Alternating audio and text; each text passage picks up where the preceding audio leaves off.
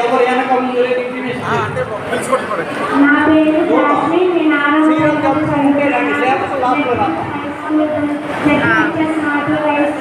ఒక్కరిది madam మీరు ఒక్కరు కూడా వెళ్ళాలి నిన్న కూడా ఎక్స్ప్లెయిన్ చేశారు.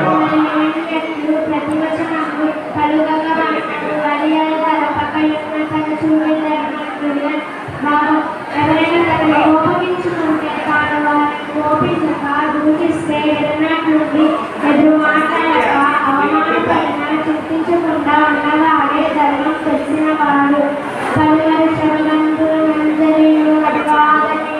సామాప్రియ భాషలు విద్యాపురి దుష్ట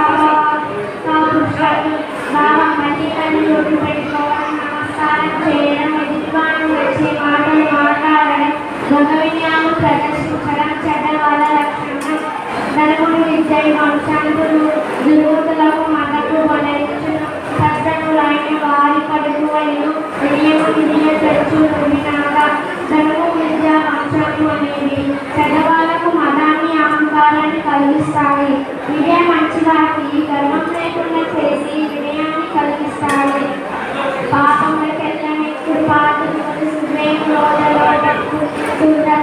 వాటిని జయించిన వాడు ధార్మికులని నిలబడడు.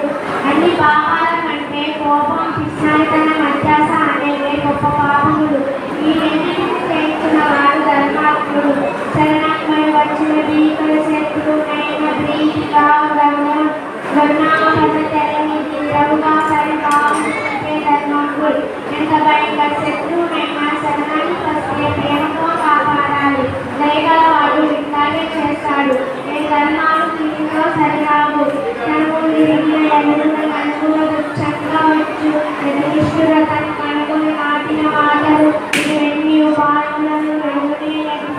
పోరాట శరీరంలో బాణాలు నాటుకుంటే వాటిని ఏదో ఉపయోగంతో బయటికి తీయవచ్చు. కానీ మనసులో నాటుకున్న బాధలు కలిగించే మాటలు ఎన్ని ఉపాయాలతో బయటికి రావు. చిరుమని ఆడకుంటారు